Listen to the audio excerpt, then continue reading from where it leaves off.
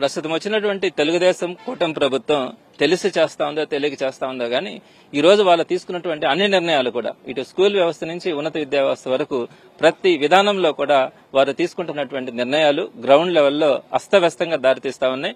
వ్యవస్థని ఏదైతే జగన్మోహన్ రెడ్డి గారు విద్యా వ్యవస్థకు సంబంధించి సుమారుగా 75,000 కోట్ల రూపాయలు రిఫార్మ్స్ తీసుకొని వచ్చి వాటిని ఒక ఇన్నోవేటివ్ గా భారతదేశంలోనే కాదు ప్రపంచంలోనే ఒక గొప్ప స్కూల్స్ గా ఒక గొప్ప ఇన్స్టిట్యూషన్స్ గా ఉండాలన్న ఆలోచనతో జగన్మోహన్ రెడ్డి గారు ఏదైతే ఆయన కష్టపడి వాటన్నింటినీ కూడా మార్పులు తీసుకొచ్చినారో ఈ రోజు తీసుకుంటున్నటువంటి కూటమి ప్రభుత్వ నిర్ణయాల వల్ల ఆ అస్తవ్యస్తమైనటువంటి వ్యవస్థ ఏర్పడేదానికి అవకాశం ఏర్పడతా ఉంది. ప్రధానంగా 117 జీవో రద్దు గురించి ఆ రోజుల్లో వీళ్ళందరూ కూడా ఒక పెద్ద చర్చ చేశారు. 117 జీవో రద్దు చేసి వ్యవస్థను బాగు చేస్తాం అన్నట్టుగా మాట్లాడారు. అసలు 117 జీవో జగన్మోహన్ రెడ్డి గారు తీసుకొచ్చిన దాంట్లో ఉన్నటువంటి విధానం ఏంటి? ప్రైమరీ స్కూల్స్ లో ఉన్నటువంటి 3rd క్లాస్ పిల్లల నుంచే హై స్కూల్ టీచర్స్ తో అంటే స్కూల్ అసిస్టెంట్స్ చేత వారందరికీ కూడా సబ్జెక్ట్ టీచర్ విధానాన్ని తీసుకురావాలన్న ఆలోచనతో 3rd క్లాస్ నుంచి వారందరినీ కూడా హై స్కూల్ లో గానీ అప్పర్ ప్రైమరీ స్కూల్లో గానీ తీసుకెళ్లి వారికి సబ్జెక్ట్ టీచర్స్ తో చెప్పించాలన్న ఆలోచనతో ఆయన 117 జీవో తీసుకురావడం కూడా జరిగింది. అయితే ఇక్కడ మీరందరూ కూడా గమనించాల్సింది ఏంటంటే సుమారుగా 33,000 ప్రైమరీ స్కూల్స్ ఉన్నాయి. అందులో 3,300 ప్రైమరీ స్కూల్స్ నుంచే 3, 4, 5 తరగతులను తీసుకెళ్లి దగ్గరలో 1 కిలోమీటర్ల లోపల ఉన్నటువంటి హై స్కూల్స్ లో వాళ్ళని చేర్పించి వారికి సబ్జెక్ట్ టీచర్ విధానాన్ని తీసుకొని వచ్చారు. అంటే 33,000 ప్రైమరీ స్కూల్స్ లో నుంచి హై స్కూల్స్ కి 1 కిలోమీటర్ దూరంలో ఉన్నటువంటి 3,300 ప్రైమరీ స్కూల్స్ నుంచి మాత్రమే 3, 4, 5 తరగతులను హై స్కూల్స్ లో తీసుకొని వచ్చి సబ్జెక్ట్ టీచర్ కాన్సెప్ట్ ని తీసుకొచ్చారు. అక్కడే అందరూ టీచర్స్ అందరూ కూడా ఈ విధంగా ప్రైమరీ స్కూల్స్ లో నుంచి 3, 4, 5 తరగతులను అక్కడ షిఫ్ట్ చేసినప్పుడు ఈ ప్రైమరీ స్కూల్స్ 2వ తరగతి వరకే పరిమితం అవుతాయి. అలా చేసిన దాని వల్ల టీచర్ పోస్టులు తగ్గిపోతాయి, పిల్లలకి ప్రైమరీ విద్య దూరం అవుతుంది అని చెప్పి చాలా గగ్గోలు పెట్టినారు. దాంట్లో భాగంగా వీళ్ళేం చేస్తున్నారు, కూటమి ప్రభుత్వం మేము మళ్ళా 117 జీవోను రద్దు చేసి ఆ 3,340 ప్రైమరీ స్కూల్స్ పిల్లల్ని వెనక్కి తీసుకొని వస్తామని చెప్పి మాట చెప్పి ఎలక్షన్స్ కు ముందు టీచర్లందరినీ కూడా మభ్యపెట్టారు. సరే టీచర్లందరూ కూడా దానికి నచ్చారు. సరే ఈ రోజు ఏం చేస్తా ఉన్నారు, ఈ 117 జీవో రద్దు చేస్తున్నాం అని చెప్పి ఈ 3,340 ప్రైమరీ స్కూల్స్ లో నుంచి పిల్లలు వెనక్కి తీసుకొని రావడంతో పాటు వీళ్ళు 33,000 ప్రైమరీ స్కూల్స్ లో నుంచి కేవలం ఒక పంచాయతీకి 1 మోడల్ ప్రైమరీ స్కూల్ మాత్రమే పెడతామంటున్నారు. ఎన్ని పంచాయతీలు ఉన్నాయి మొత్తం మీద రాష్ట్రంలో? కేవలం 13,000 పంచాయతీలు మాత్రమే ఉన్నాయి. అంటే 33,000 ప్రైమరీ స్కూల్స్ నుంచి కేవలం 13,000 మోడల్ ప్రైమరీ స్కూల్స్ మాత్రమే పెట్టిన దాని వల్ల 20,000 ప్రైమరీ స్కూల్స్ లో నుంచి పిల్లలు 3వ తరగతి నుంచి వాటిలోకి వెళ్ళిపోతారు. అంటే ఈ రోజు 20,000 స్కూల్స్ కి ప్రాబ్లం ఏర్పడేదానికి అవకాశం ఉంది. ఈ 20,000 స్కూల్స్ అన్ని కూడా 2వ తరగతి వరకు అంటే ఫౌండేషన్ స్కూల్స్ గా మార్చేస్తా ఉన్నారు. ఆ రోజు 117 జీవో ద్వారా వైఎస్ఆర్సీపీ ప్రభుత్వంలో కేవలం 3,300 ఫౌండేషన్ స్కూల్స్ ఏర్పడితే ఈ రోజు వీళ్ళు తీసుకుంటున్నటువంటి నిర్ణయం వల్ల 20,000 ఫౌండేషన్ స్కూల్స్ ఏర్పడతా ఉన్నాయి. ఇది ఎంత పెద్ద ప్రమాదమో మీరు ఒకసారి గమనించాలి.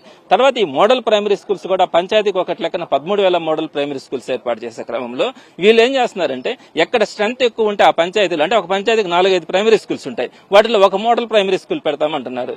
ఈ మోడల్ ప్రైమరీ స్కూల్ కూడా హైయెస్ట్ స్ట్రెంత్ ఎక్కడ ఉంటే అక్కడ పెడతామంటున్నారు. జనరల్ గా పంచాయతీకి నడిబొడ్డున ఉండే దగ్గర కనుక పెడితే అందరికి కన్వీనియంట్ ఉంటుంది. కానీ వీళ్ళేం చేస్తున్నారంటే స్ట్రెంత్ ఎక్కువ ఎక్కడ ఉంటే అక్కడ అంటున్నారు. స్ట్రెంత్ ఒక దగ్గర 40 మంది ఒక మారుమూల ప్రాంతంలో ఉందనుకోండి ఆ పంచాయతీలో, దాన్ని మోడల్ స్కూల్ కి పెట్టినప్పుడు ఊరంతటికి కలిసి ఆ మారుమూల ప్రాంతానికి పోవాలంటే అది సాధ్యమయ్యే పని కూడా కాదు. కొన్ని దగ్గరలో ఆ స్కూల్ 3 కిలోమీటర్ల నుంచి 4 కిలోమీటర్లు కూడా ఉంది. ఈ విధంగా టోటల్ గా పంచాయతీలో 1 మోడల్ స్కూల్ పెట్టే క్రమంలో కూడా ఆ మోడల్ స్కూల్ దూరంగా ఉన్న పరిస్థితుల్లో ఈ ఊర్లో ఉండే వాళ్ళందరూ కూడా అక్కడికి పోవడానికి కూడా సాధ్యమయ్యే పని కాదు. సో ఇక్కడ 2 పాయింట్స్ మనం గమనించుకోవాలి. 20,000 ప్రైమరీ స్కూల్స్ అన్ని కూడా ఫౌండేషన్ స్కూల్స్ గా పడిపోతా ఉన్నాయి. అవన్నీ కూడా నిర్వీర్యం అవుతాయి. రాబోయే రోజుల్లో ఆ ఫౌండేషన్ స్కూల్స్ జరిగే పరిస్థితి కూడా ఉండదు. సో ఇంత పెద్ద ప్రమాదం కూడా రాబోతా ఉంది. రెండో ప్రమాదం ఏంటంటే అప్పర్ ప్రైమరీ స్కూల్స్ ఎన్ని ఉన్నాయి? 4,739 అప్పర్ ప్రైమరీ స్కూల్స్ ఉన్నాయి. అసలు అప్పర్ ప్రైమరీ స్కూల్స్ వ్యవస్థనే తీసేస్తామంటున్నారు. ఇంతకు ముందు ఎందుకు పెట్టారు అప్పర్ ప్రైమరీ స్కూల్స్ ని? ప్రైమరీ స్కూల్ నుంచి హై స్కూల్ కి పోవడంలో దూరంగా ఉన్న పక్షంలో ఆ ప్రాంతాల్లో అప్పర్ ప్రైమరీ స్కూల్స్ ని తీసుకొచ్చి 7వ తరగతి దాకా 8వ తరగతి దాకా దగ్గరలో అప్పర్ ప్రైమరీ స్కూల్స్ వ్యవస్థను తీసుకొచ్చారు. ఈ రోజు ఈ upper primary schools 4,739 upper primary schools ని రద్దు చేస్తామంటున్నారు. అందులో 6, 7, 8 తరగతుల్లో 60 మంది కనుకుంటే ఆ అప్పర్ ప్రైమరీ స్కూల్ ని హై స్కూల్ గా అప్గ్రేడ్ చేసి మిగతా వాటన్నింటినీ కూడా ఫౌండేషన్ స్కూల్స్ గా కానీ మోడల్ ప్రైమరీ స్కూల్స్ గా కానీ మార్చేస్తామంటున్నారు. అంటే ఆల్మోస్ట్ అన్నింటిని కూడా ఫౌండేషన్ స్కూల్స్ గా మారుస్తారు.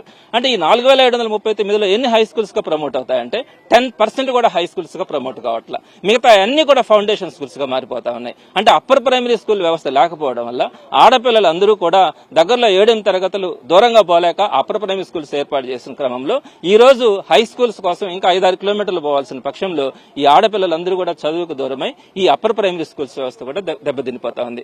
ఇంకా మూడో పెద్ద ప్రమాదం ఈ హై స్కూల్ ప్లస్ వ్యవస్థ. జగన్మోహన్ రెడ్డి గారు తీసుకొచ్చినటువంటి అతి గొప్ప వ్యవస్థ జిల్లా పరిషత్ స్కూల్స్ లో సుమారుగా 510 హై స్కూల్స్ లో అంటే మండలానికి ఒకటి ఆడపిల్లలకి ఒకటి కో ఎడ్యుకేషన్ లెక్కన జూనియర్ కాలేజెస్ ని ఏర్పాటు చేయడం కూడా జరిగింది హై స్కూల్స్ లోనే. దాన్ని హై స్కూల్ ప్లస్ వ్యవస్థ అంటాం. ఇట్లా ప్రతి మండలంలో పేద బడుగు బలహీన వర్గాలకు చెందినటువంటి ఆడపిల్లలందరూ కూడా దగ్గరలో చదువుకునే దానికోసం హై స్కూల్స్ లో ఇంటర్మీడియట్ ఎడ్యుకేషన్ తీసుకొని వచ్చి అక్కడ హై స్కూల్ ప్లస్ ఏర్పాటు చేసినారు. సుమారుగా 510 హై స్కూల్ ప్లస్ ఏర్పాటు చేస్తే ఈ రోజు వాటన్నింటినీ కూడా 510 హై స్కూల్ ప్లస్ నిర్వీర్యం చేస్తా ఉన్నారు. ఆ హై స్కూల్ ప్లస్ వ్యవస్థే ఉండదని చెప్తా ఉన్నారు. దాని ప్లేస్ లో ఒక తిక్క పని చేస్తా ఉన్నారు. అదేంటంటే జిల్లా పరిషత్ హై స్కూల్ ప్రాంగణాలలో గవర్నమెంట్ సెక్టార్ లో అక్కడక్కడ అవసరమైన చోట జూనియర్ కాలేజెస్ పెడతామంటున్నారు. అసలు జిల్లా పరిషత్ వ్యవస్థ వేరు, గవర్నమెంట్ వ్యవస్థ వేరు. జిల్లా పరిషత్ ప్రెమిసెస్ లో గవర్నమెంట్ స్కూల్స్ ని గవర్నమెంట్ జూనియర్ కాలేజెస్ ని పెట్టడానికి అసలు పెద్ద ప్రమాదం కూడా ఉంటుంది. ఏదో తాత్కాలికంగా కొన్ని రోజులైతే పెట్టుకోవచ్చు కానీ పర్మనెంట్ గా అక్కడ జూనియర్ కాలేజెస్ ని పెట్టడానికి అయితే అసలు పాసిబిలిటీ కూడా లేదు. పైపెచ్చి ఇంకొక ప్రమాదం కూడా ఏంటంటే ఈ హై స్కూల్స్ లో ఉన్నటువంటి స్కూల్ అసిస్టెంట్స్ కి జిల్లా పరిషత్ కి గవర్నమెంట్ కి ఉన్నటువంటి సమస్య వల్ల చాలా కొన్ని సంవత్సరాల నుంచి వాళ్ళందరికీ కూడా ప్రమోషన్స్ లేవు. ఈ హై స్కూల్స్ ప్లస్ పెట్టేందువల్ల హై స్కూల్లో ఉన్నటువంటి స్కూల్ అసిస్టెంట్స్ అందరికీ కూడా ప్రమోషన్స్ వచ్చి ఆ హై స్కూల్ ప్లస్ లో పీజీటీలుగా చేరేదానికి అవకాశం ఏర్పడింది. ఆ విధంగా పీజీటీల నియామకం కూడా జరిగింది. ఈ రోజు ఈ హై స్కూల్ ప్లసెస్ ని తీసేసి వాటిల్లో గవర్నమెంట్ వ్యవస్థను తీసుకొని వచ్చి దాంట్లో కాంట్రాక్ట్ బేసిస్ కింద కొత్తగా రిక్రూట్మెంట్ చేస్తామంటున్నారు.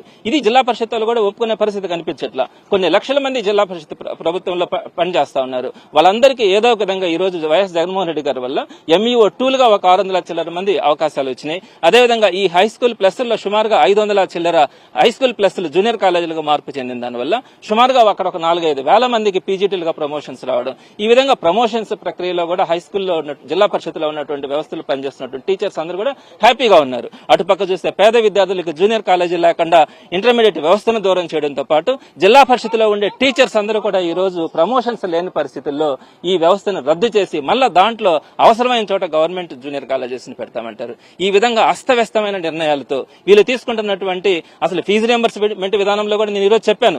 అసలు మీరు వైఎస్ఆర్సీపీ గవర్నమెంట్ లో షెడ్యూల్ ప్రకారం ₹1 కూడా తేడా లేకుండా ఇచ్చినటువంటి ఘనత వైఎస్ఆర్సీపీ ప్రభుత్వంలో ఉంది. సో అంత ప్రాంప్ట్ గా ప్రతి సంవత్సరం కూడా మార్చి నెల, మే నెల, ఆగస్టు నెల, నవంబర్ నెలల్లో డేట్లు పెట్టుకుని మరి షెడ్యూల్ ప్రకారం ఫీజు రియంబర్స్మెంట్ రిలీజ్ చేస్తున్నారు. ఒక్కటి కూడా ఎలక్షన్ కోడ్ వచ్చే నాటికి ఒక్క ఫీజు రియంబర్స్మెంట్ క్వార్టర్ కూడా బకాయి లేకుండా చేశారు. కానీ వీళ్ళు అబద్దాలు చెప్తారు. హౌస్ లోపల ₹4,100 కోట్ల అప్పులు ఉన్నాయని చెప్తారు. నేను చెప్పాను, నేను ఆధారాలు ఇస్తాను, షెడ్యూల్ ప్రకారం ఇచ్చినారు. ₹1 కూడా జగన్మోహన్ రెడ్డి గారు గవర్నమెంట్ లో ఎలక్షన్ కోడ్ వచ్చేదానికి బకాయిలు లేవని చెప్తే వాళ్ళు ₹4,100 కోట్ల అప్పులు ఉన్నారంటారు. పచ్చి అబద్దాలు హౌస్లో చెప్తా ఉన్నారు. అదేవిధంగా వసతి దీవెన తీసుకొచ్చింది కూడా జగన్మోహన్ రెడ్డి గారు. వసతి దీవెనలో కూడా ₹1,000 కోట్ల ప్రతి సంవత్సరం ఏప్రిల్లో చెల్లించారు జగన్మోహన్ రెడ్డి గారు. వీళ్ళు లాస్ట్ ఏప్రిల్కి వచ్చేటప్పటికి ఎలక్షన్ కోడ్ వచ్చింది. ఆ టైంలో ఆ 1,000 కోట్లు రిలీజ్ చేయలేకపోయినారు. ఇప్పుడు మళ్ళీ వచ్చే నెలలో 1,000 కోట్లు రిలీజ్ చేయాలి ఏప్రిల్ నెలలో. ఆ 1,000 కోట్లు ఈ 1,000 కోట్లు ఆ వసతి దీవెన అడిగితే మాట్లాడితే ఎదురుదాడి చేస్తారు, మా మైకులు కట్ చేస్తారు. పిల్లల తరపున జగన్మోహన్ రెడ్డి గారు ప్రయత్నిస్తా ఉంటే మొన్న కూడా యువత పోరు మీద అందరం కూడా రోడ్ల మీదకి వచ్చి ఫైట్ చేయడం కూడా జరిగింది. ఈ విధంగా జగన్మోహన్ రెడ్డి గారు ఒక విద్యా వ్యవస్థకి ఒక అద్భుతమైనటువంటి వ్యవస్థను తీసుకురావడానికి ప్రయత్నించినారు. వైస్ ఛాన్సలర్స్ వ్యవస్థను చూస్తే మొన్న చూసాం. మీరు కనుక సాక్ష్యాలు కనుక ఇస్తే నేను ఎంక్వైరీ చేస్తానని చెప్పి మేము సాక్ష్యాలు ఇచ్చిన తర్వాత ఈ రోజు వాటన్నిటిని కూడా పక్కన పెట్టిన పరిస్థితి. ఈ విధంగా ఎడ్యుకేషన్ వ్యవస్థలో అన్ని రకాలైనటువంటి సమస్యలతో ఈ రోజు ఇబ్బందులు పడతా ఉన్నాం. ప్రజల తరపున పోరాడడానికి వైఎస్ జగన్మోహన్ రెడ్డి గారి ఆధ్వర్యంలో తప్పకుండా ముందుంటామని వైఎస్ఆర్సీపీ ఎమ్మెల్సీలుగా లోపల ఫైట్ చేయడం కూడా జరుగుతూ ఉంది. ప్రజల ముందు కూడా ఫైట్ చేయడం జరుగుతుంది.